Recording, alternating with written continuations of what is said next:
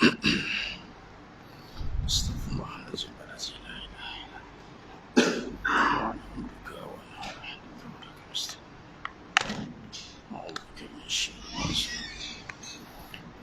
برحمتك علي وأبو بسم فضلك فإنه لا يرزق إلا أنت.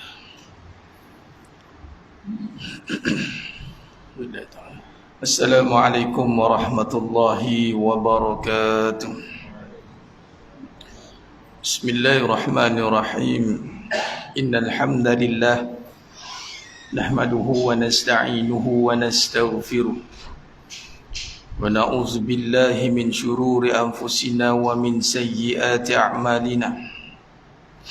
من يهده الله فلا مضل له ومن يضلل فلا هادي له.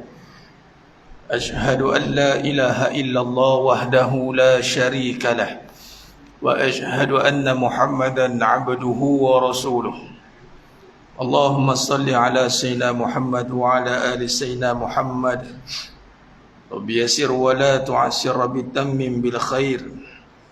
رب اشرح لي صدري ويسر لي أمري واحلل عقدة من لساني يفقه قولي. اللهم افتح علينا حكمتك وانشر علينا من خزائن رحمتك يا أرحم الراحمين. والله الذي لا إله إلا هو عالم الغيب والشهادة هو الرحمن الرحيم. والله الذي لا إله إلا هو الملك القدوس الملك القدوس السلام المؤمن المهيمن العزيز الجبار المتكبر. سبحان الله عما يشركون. هو الله الخالق البارئ المصور له الأسماء الحسنى يسبح له ما في السماوات والأرض وهو العزيز الحكيم. ولا حول ولا قوة إلا بالله العلي العظيم. ولا منجا من الله إلا إليه. أما بعد. أيها المؤمنون اتقوا الله أوصيكم وإياي بتقوى الله فقد فاز المتقون. Sidang jemaah yang dimuliakan Allah Subhanahu wa taala, mudah-mudahan kita semua tergolong dalam golongan hamba-hambanya yang benar-benar bersyukur. Amin ya rabbal alamin. Alhamdulillah, pada malam yang penuh barakah ni Allah Subhanahu wa taala mengizinkan kita lagi sekali untuk meneruskan kajian ilmu kita, untuk kita duduk di dalam Raudhah min Riyadhil Jannah. Qadar Allah, apa yang berlaku itu telah tertulis, dan setiap yang berlaku itu punya hikmahnya. Maka sangkaan kita menyangka kita tidak mampu untuk melakukan satu perkara atas sebab-sebab tertentu.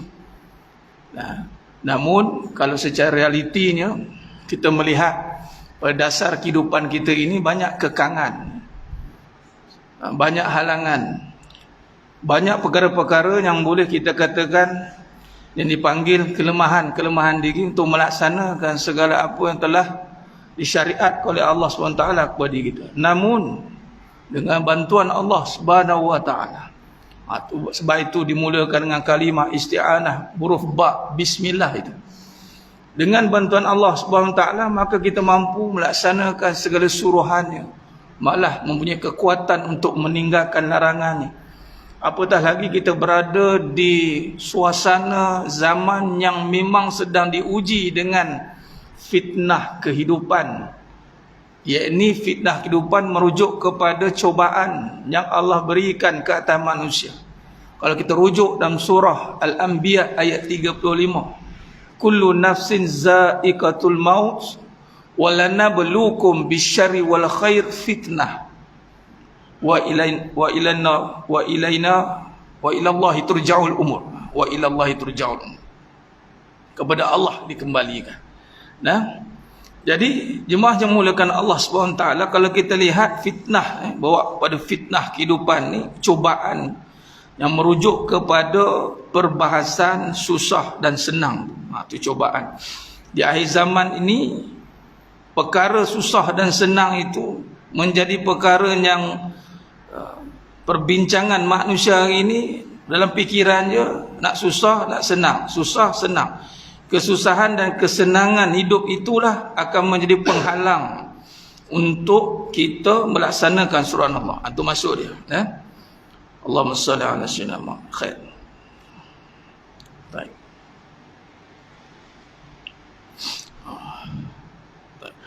Kullu nafsin za'iqatul maut. Saya buat pembetulan tadi sebab ujung ni saya silap betul.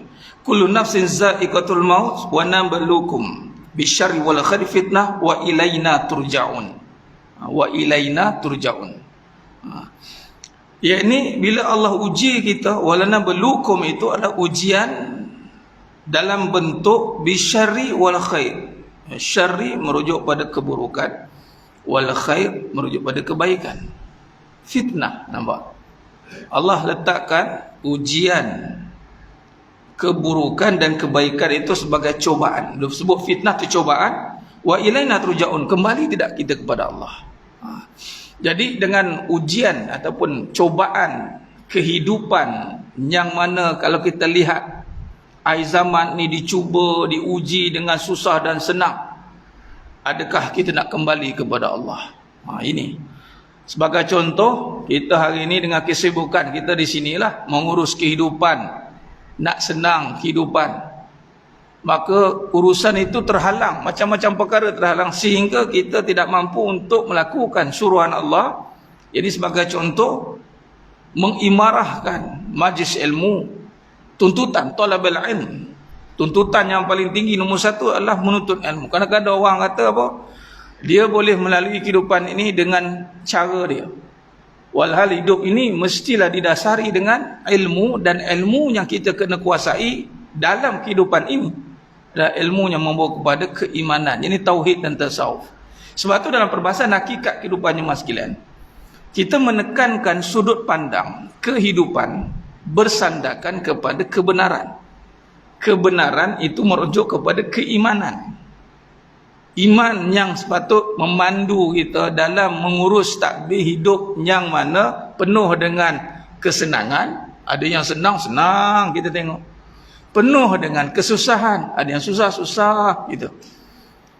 Sekarang ni saudara Islam kita sedang bersiap siaga untuk, wallahu alam lah, apa perkembangan terbaru di Gaza sekarang ni. Nampak gaya mereka tengah nak counter attack balik. Mereka tengah susun, mereka panggil kelengkapan mereka Israel tu kan. Jadi itu sedang diuji dengan kesusahan. Susah sangat tu sebab melibatkan nyawa. Tetapi dalam diuji begitu, cobaan tentang susah sangat-sangat tu, dengan letupan, dengan nak mengambil balik kedudukan mereka yang selama ini terancam. Saya sempat dengar kupasan daripada salah seorang pakar taktikal kan, daripada UPNM, profesor apa saya lupa nama dia kupas tentang teknik yang dilakukan, digunakan. Saya ambil ni sebab benda ni official Ashraf Awani kan. Dia cerita tentang teknik gerila mereka. Kalau ikutkan tentera Hamas ni, tak ada apa-apa kelengkapan, tak ada apa-apa alat canggih, tak ada. Dan beliau menggunakan satu kenyataan dia panggil pejuang mujahidin. Dia gunakan statement tu sebab memang pun negara mereka kan, walaupun banyak tanggapan berbagai yang berlaku, kalau tengok Indonesia dah buat kenyataan dah, tetap berdiri menyokong sebab asal muasal tempat tu. Cuma mungkin gambaran sebahagian tengok menyerang, walhal sebenarnya nak mempertahankan.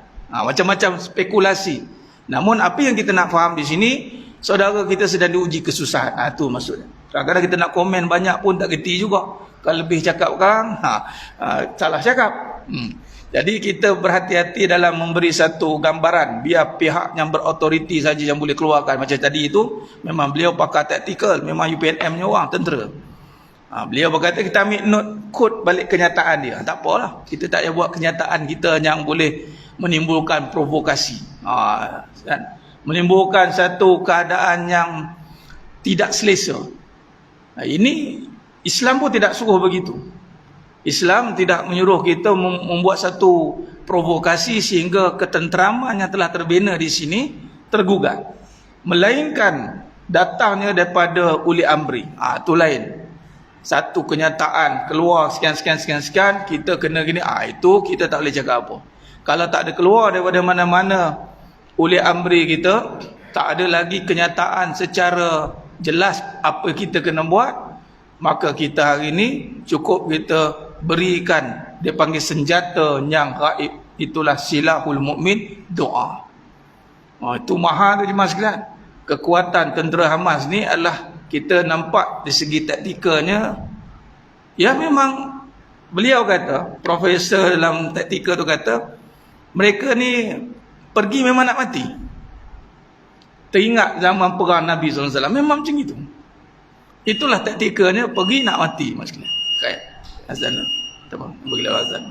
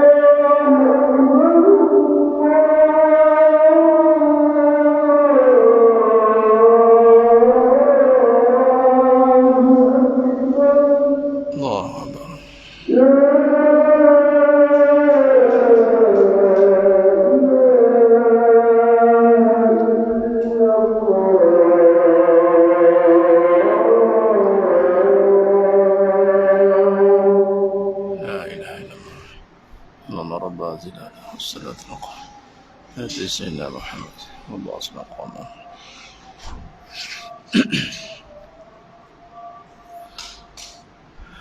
Allahumma salli ala Sayyidina Muhammad wa ala ali Sayyidina Muhammad. Sedang jemaah yang muliakan Allah Subhanahu wa taala. Khair. Izinkan saya sambung sikit Tadi itulah kata qadar Allah tu. Kalau kata asas pada manusia, saya batal balik tadi.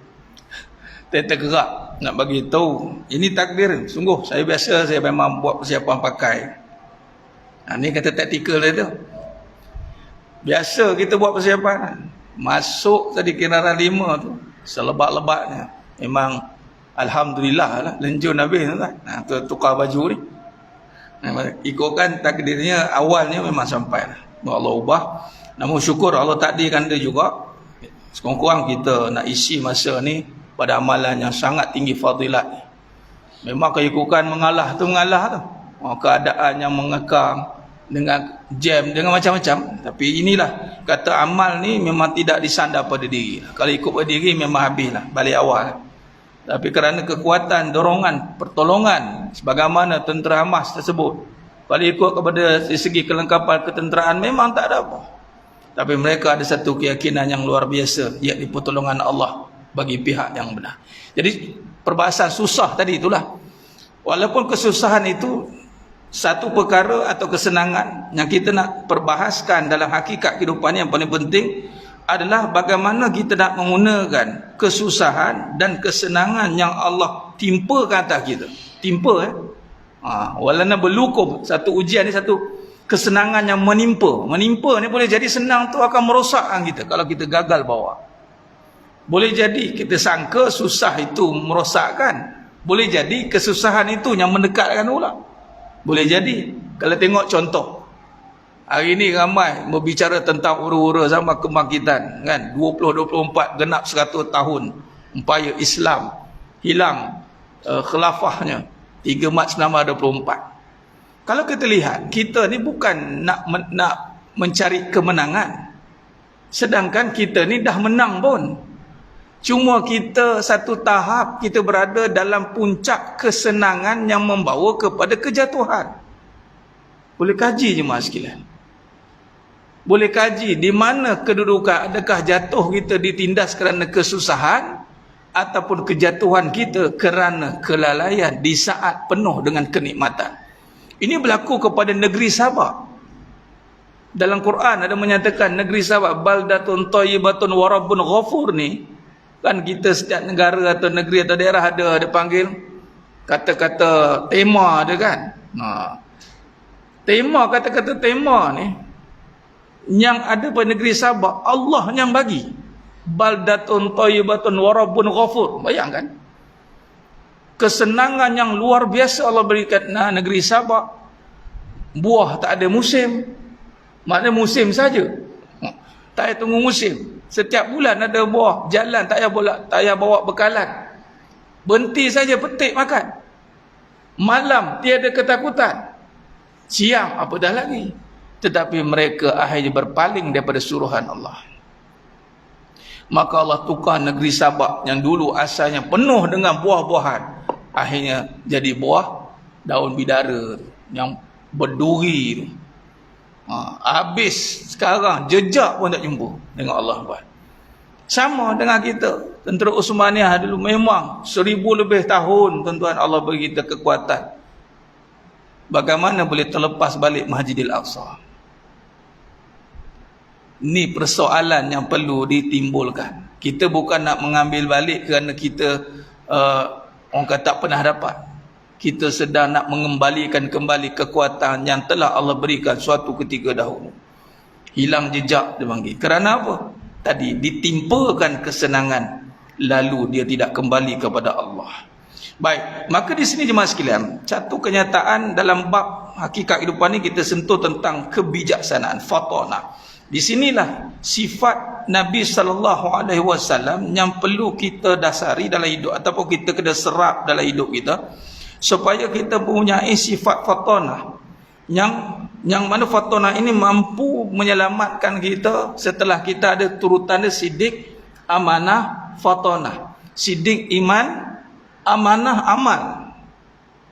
Iman amal, iman benar, sidik membenarkan yang ada hanya Allah, ditafsir dengan keseluruhan. Iman yang umum awam mengatakan tengok alam ni saja sepatut dia maklum bahawa wujud dengan Allah. Tengok alam, benar. Bila kata alam ni wujud dengan Allah, tidak wujud sendiri, maka termasuklah alam diri kita, alam rumah tangga, alam pekerjaan, alam macam-macam alam ni mas kita. Maka alam rumah tangga kita, daripada tak ada anak, ada anak, juga dengan kewujudan kekuasaan Allah. Alam perniagaan, alam pekerjaan, dulu tak ada duit, sekarang ada duit, dulu tak ada kereta, sekarang ada kereta, maka semua ini mesti diletakkan pada kebenaran. Yang benarnya bukan ada sendiri, tetapi diadakan. Di tu ataupun ba, huruf ba ni dengan nama Allah, atau bahasa mudah, dengan pertolongan Allah lah aku bayar kereta ni. Kalau Allah tak tolong aku bayar kereta ni, aku tak boleh bayar. Bukan sebab ada duit kita boleh bayar, tak. Allah tolong kita boleh bayar. Baik. Bila begitu jemaah sekalian, sepatutnya tidak berlaku berpaling tadah. Tidak berlaku berpaling arah. Dah nampak Allah yang adakan rumah, Allah adakan anak, Allah adakan semua, maka beramallah. Amanah dengan segala apa yang telah dititipkan kepada kita. Jangan ada alasan untuk kita berhenti. Kata apa? Kita rehat dululah. Penat asyik solat je. Mungkin 5 waktu kita hilang 1 waktu dulu, kata contoh. Ataupun kita dengar pengajian kan. Nak pula ilmu perbahasan tauhid, tasawuf, wajib al-wajib. Kita pun kata tak apalah. Hati-hati kalau bertembung dengan yang wajib ni. Patut wajib ni dia tidak boleh ada excuses. Tak boleh. Sebab apa? Sebab ada dengan Allah. Maka apa yang Allah wajibkan, kita cuba usaha. Minta bantuan Allah. Ya Allah, penuhilah diri aku dengan kewajipan-kewajipan. Nah, bila begitu, bergabung amanah ni, sidik amanah, maka datanglah kebijaksanaan, fatonah.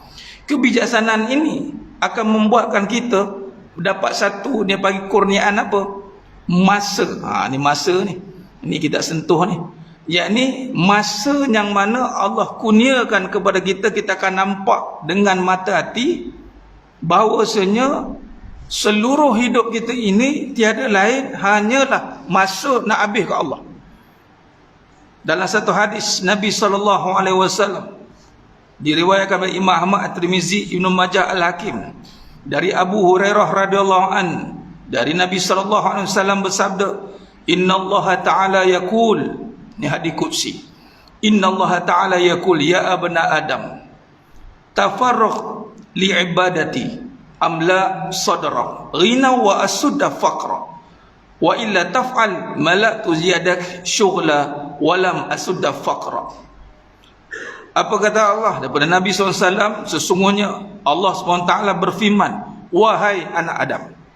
Anak Adam umum, semua, seluruh dia panggil. Sepatutnya kalau sebut anak Adam ni, kalau rujuk dalam surah Baqarah 21, daripada manusia, ya ayuhan nas, bukan ya ayuhal lazina amanu, ya ayuhan nas. Allah kata apa? Wahai anak Adam, beribadahlah sepenuhnya kepadaku, ataupun luangkan waktumu beribadah kepadaku. Bila sepenuh ni kena bermula dengan masa. Macam mana nak sepenuh masa dengan Allah? Full time. Walaupun full time, contoh sekarang ni Allah takdirkan saya sambung belajar buat master. Master saya mood full time, tapi datang kelas sebulan sekali. Kalau ikut full time macam diploma degree, memang tak boleh buat kerja lain dah. Ada kelas hari-hari. Saya mood full time, open masuk full time di situ, dia kena boleh ambil pelajaran tu, subjek tu 15 kredit awal maksimum. Kalau yang part time maksimum 9 kredit awal. Maknanya dalam satu kredit awal subjek saya tu 3 kredit awal. Jadi boleh maksimum walaupun satu had. Tetapi nak bagi tahu Mas sekalian, walaupun kelas tu boleh kata sebulan sekali, tapi dalam fikiran saya sepanjang masa fikir dia. Saya memang tak siap lagi ni. Ni lepas ni nak buat kerja ni. Lepas ni banyak lagi nak buat ni. Walaupun kita tak buat kerja tu hari-hari, tapi setiap masa mikirkan dia. Jadi dimasukkan ini sepenuh hati ni, dan juga dimasukkan luangkan waktumu beribadah kepadaku. Yang pertama syarat, maka Allah suruh kita bagi masa untuk setiap masa mikir tentang dia. Dengan cara apa? Dengan melaksanakan suruhan dia. Ada ganjarannya, ada. Janji Allah ni maknanya sesiapa yang berjaya menggunakan masanya seluruh hidupnya, inna salati wa nusuki wa mahyaya wa mamati, sepenuh masa Walaupun kita bekerja, walaupun kita urus anak, isteri, semua, tapi sepenuh masa kita bekerja dengan Allah. Lalu setiap perkara yang kita lakukan mesti ada kaitan dengan Allah. Kita urus anak kita sebab Allah suruh. Allah suruh jaga, suruh lakukan tanggungjawab. Kita bekerja sebab Allah suruh. Perkataan Allah suruh ni bukan senang nak pakai, sekalian. Dia kalau siapa yang Allah pilih untuk berada dalam kebijaksanaan, Allah akan gerakkan dia untuk berkata ni suruhan Allah. Dan kita takkan sewenang-wenang berkata yang bukan suruhan Allah, tetapi kita kata ini suruhan Allah. Dia akan menjadi pendustaan. Maka Allah janjikan sesiapa yang memberikan masanya beribadah kepadaku, nescaya ni, Allah akan penuhi, aku penuhi hatimu yang ada di dalam dadamu dengan kekayaan. Kita ni kadang-kadang orang cakap kau ni iyalah relax, senyum tengok. Dia masalah pun macam tak nampak masalah. Rupanya dalam hati dia Allah bagi kekayaan. Kaya ni dipanggil, kalau sifat kaya ni maksudnya apa? Dia bukan benda. Laisal ghina an kasratil araq, kata Nabi SAW. Kaya bukan banyak harta, walakinnal ghina ghinan nafs. Kaya itu dengan jiwa. Jiwa kaya ni dia tidak ada kegelisahan. Contoh ginilah jemaah sekalian. Kita ambil kaya dalam edisi Kamus Dewan edisi keempat, kata kaya diterjemahkan dengan harta. Tuan, cuba kita jalan mana-mana, dalam poket kita, dalam kad kita tahu duit kita berlambak. Senyum lah tuan. Tak ada hal lah kadang. Tak ada hal lah. Swipe lah. Sekarang pakai kod, pakailah. Dan memang takkan habis pun. Jadi dia kata tak risau pun. Baik, definisi itu sepatutnya dia tidak pakai ke harta, tapi dia pakai dekat pahala dan jiwa. Jiwa yang kaya sebenarnya ada Allah, dia tak lakukan apa. Masuk kata Allah uji dia susah, Allah campakkan dalam hati dia, kesusahan ni tak lama, aku akan tolong susahkan. Ini keyakinan lah. Ini keyakinan lah jemaah sekalian. Ini ada pada Nabi SAW, luar biasa. Bayangkan Nabi SAW hidup Nabi 13 tahun di Makkah Al-Mukarramah, 10 tahun di Madinah Al-Munawwarah. Kita boleh simpulkan Nabi, adalah Nabi kena ambush. 13 tahun kat Makkah, Nabi kena ambush, kena serang, nak kena bunuh. Kemudian Nabi memikirkan bagaimana keadaan umat. Agak-agak macam mana riak wajah muka.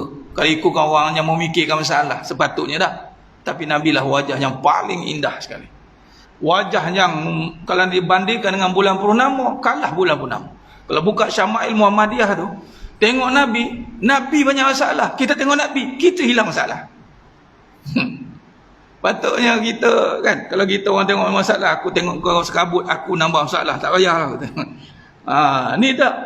Pada Nabi tu banyak masalah tu. Masalah Nabi besar sebab nak bawa syiar Islam. Nak taktikal lagi, perang lagi. Nabi komandan perang, panglima, bukan komandan, panglima perang. Memikirkan bagaimana 10 tahun tu nak menyebar luaskan. Tapi kekayaan ni terpancar pada wajah ni, ketenangan. Itulah kekayaan bagi umat Islam. Orang beriman ni, dia tenang berhadapan dengan segala permasalahan. Bukan dia tak ada masalah, tapi dia punyai panduan. Sebagai contoh, kalau kita lihat tactical team lah, ni ambil tactical lah tengah suasana ni kan. Orang yang Allah bagi ilmu untuk hapuskan bom kan, katalah dia ni tactical bom. Kalau tengok fizikal dia tak ada sikit pun ketakutan. Dia datang malah dia pergi ke tempat bom tu. Dan dia kena tenang untuk selesaikan masalah tu. Sebab tu mereka diuji dengan under pressure yang luar biasa lah. Dan di sini kalau kita lihat kenapa Nabi SAW sehingga digelar ulul azmi. Sebab Allah tahu dalam nak mendidik manusia, terutama Nabi SAW, kalau kita ingat, bila kekasih Allah ni comfort zone. Tapi tidak. Orang yang paling hebat, kalau kita tengok, orang tu berjaya mengatasi segala permasalahan, cabaran hidup dia. Tapi dia boleh tenang. Ini kan orang yang punya kelebihan lah. Unit tindakan khas untuk kita ambil tactical, UTK ke, tactical ke. Mereka ni, bila jumpa bom, kita lari, dia pergi cari, mana bom? Kita dengar bom, kita lari, dia mana bom? Dia tengok, macam itulah. Saya nak gambarkan kekayaan ni. Masuk kata, bila datang ujian hidup ni, jemaah sekalian, Bila kita masa macam ni, kita duduk bagi masa dengan Allah, kita sentiasa memikirkan. Contoh lagi dalam amal, cara ni dalam ni ulama menterjemahkan, sepenuh masa ni juga memikirkan solat. Lepas ni syak, lepas ni kan subuh. Nabi pun kata, mafhum hadis, barang siapa yang lepas solat, daripada solat dia berniat untuk menunggu solat, dia mendapat pahala menunggu dan pahala berpanjangan. Dia tunggu, lepas ni subuh, lepas subuh zuhur, lepas zuhur asar. Kerja dia nunggu solat dia, sepenuh masa nunggu solat. Maka Allah campakkan kekayaan dalam hatinya, dia berjaya mendepani masalah kehidupan tanpa ada kegelisahan. Ini luar biasa. Ini sebab fatonah ni, sebab tu dia kerja yang ketiga. Dan Allah kata apa lagi? Dan aku penuhi segala keperluannya. Amla'u sadra ghina wa asuda faqra, dan aku tutup segala kemiskinannya. Ini satu tawaran yang hebat, dan orang ini nak cari kekayaan. Inilah caranya bagi masa sepenuh dengan Allah. Dengan cara apa? Yang pertama, kita meletakkan diri sepenuh masa untuk melaksanakan segala suruhannya. Dan ikutlah, ada kedudukanlah suruhan waktu solat, ada waktu dia. Cuma memikirkan segala suruhan dan meninggalkan segala larangan ini menjadi satu agenda utama dalam hidup kita. Baik. Dan wa illa taf'al. Ini ada sambungan hadis ni, hadis kursi ni. Barang siapa yang tak buat, ni. Barang siapa yang tak buat, malaktu yadak syughla, aku akan penuhi tanganmu dengan kesibukan. Buat kerja benda macam tak habis. Buat tu tak kena, buat ni tak kena. Buat kerja tak boleh habis. Aku penuhi tanganmu dengan kesibukan. Dan aku tidak akan penuhi segala keperluan. Wa illa taf'al malatu yadaku syughla walam asudda faqra. Aku tidak akan penuhi segala keperluanmu, ataupun dalam perbahasan lain, aku tidak akan tutup segala kemiskinan. Maknanya bahasa mudah gini mas sekalian, bila dia buat kerja itu tidak sepenuh hati untuk melaksanakan suruhan Allah, dia buat untuk lepas batuk di tangga, ikut dia lah katanya, ikut aku, orang akan pandang dia dengan keadaan kesian. Dia ni berusaha siang malam pagi petang, tapi orang tengok tu kesian, aku tengok dia tu kesian ni, pandangan ni mas sekalian. Macam contoh tentera mas, contoh Allah akan bukakan bagaimana musuh tengok takut, padahal mereka datang begitu lah, baling batu mas sekalian, tapi mereka ketakutan kerana yang datang itu penuh dengan keimanan. Dan juga mereka melakukan ikhtiar juga, tapi ikhtiar mereka dengan bantuan Allah. Baik jemaah yang muliakan Allah SWT, ini kesimpulan awal kita boleh buat pada malam ni tentang hadis ni, tentang bab fatonah ni, yakni orang yang bijak ni adalah orang yang meletakkan sepenuh masa dia adalah untuk memenuhi segala suruhan dan meninggalkan larangan. Itu maksud pembahasan.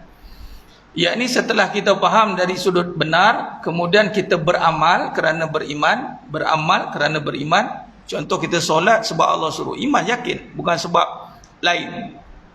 Lalu masa kita ni akhirnya kita peruntukkan memang untuk melaksanakan suruhan Allah. Khalas. Hidup kita ni suruhan Allah, dan kena faham satu benda. Jangan salah faham. Perbahasan yang mana cuba menjumutkan perbahasan, dia panggil sekularisme. Dia pisahkan agama dan kehidupan. Dia ingat suruhan Allah tu duduk kat masjid. Dia ingat suruhan Allah tu hanya waktu tertentu. Walah suruhan Allah itu melaksanakan kehidupan yang rahmatan lil alamin. Ikut Nabi SAW. Ada ibadah yang bentuk umum, ada ibadah yang bentuk khusus. Sekarang ni ibadah khusus lah untuk ilmu. Solat khusus. Sat lagi keluar sat lagi. Iaitu semua tu, semua kita nak sepenuhnya kalau boleh full time dengan Allah. Itu fatonah, kebijaksanaan. Kita nak full time dengan Allah supaya Allah berikan tadi apa? Dalam hati kita kekayaan, dalam hati kita ni ketenangan, dan Allah tutup kelemahan kita. Kita ni banyak kelemahan, banyak kekurangan, tapi kerana Allah tutup, Allah bantu, maka kekurangan tu boleh diterima lah. Boleh negotiate. Kalau dengan manusia ni, tak apa. Dia boleh negotiate lah. Kalau contoh dengan pasangan isteri, suami isteri, ada isteri yang taat dengan Allah ni, Kita sebagai suami, kita pun boleh negotiate kekurangan dia. Suami yang taat kepada Allah sepenuh masa untuk melaksanakan suruhan Allah, isteri pun boleh negotiate dengan kekurangan. Itu masuk dia. Tapi kalau hati itu tak ada Allah, dia akan petikai satu-satu. Malah dia ungkit banyak perkara. Biasanya itu tidak pada orangnya Allah kurniakan kekayaan dalam hati dia. Jadi sedang jemaah yang muliakan Allah SWT, jadi kesimpulannya, yang pertama, dalam bab fatonah kehidupan ini, kita mengembalikan masa yang kita lakukan, yang kita gunakan seharian kita dalam hidup ini, hakikatnya adalah untuk Allah. Khalas. Itu yang pertama. Dan yang kedua, perbahasannya bagaimana nak terjemahkan. Itu nanti kita sambung perbahasan nak detail lagi. Antaranya tadi kita bincang apa natijahnya, fadilat, kesan kalau kita berjaya, masa kita peruntuk untuk Allah. Itu tadi, Allah bagi hati lapang, dan tangan kita ni Allah buat segala keperluan kita ada ya. Mana buat jadilah. Buat jadi banyak perkara-perkara yang dipermudahkan. Ini kita akan sambung pada perbahasan akan datang. Wallahu alam, itu saja mas sekalian. Mohon ampun maaf daripada saya atas kekurangan, terkasar kata itu kurang bicara dalam penyampaian. Hanya Allah Ta'ala sajalah yang mampu menyempurnakan perbahasan kita pada malam yang penuh barakah ini, sehingga kita bertemu lagi pada siri akan datang. Aku qouli hadza wa astaghfirullah azim li wa lakum wa billahi taufiq wal hidayah. Assalamualaikum warahmatullahi wabarakatuh. Tangguh dengan tasbih kafarah dan suratul asr. Subhanakallahumma wa bihamdik, asyhadu an la ilaha illa anta, astaghfiruka wa atubu. Bismillahirrahmanirrahim. Wal 'asr. Innal insana fi khusr illa alladhina amanu wa amilus solihat wa tawassaw bil haqq wa tawassaw bis sabr. Wallahu a'lam bissawab.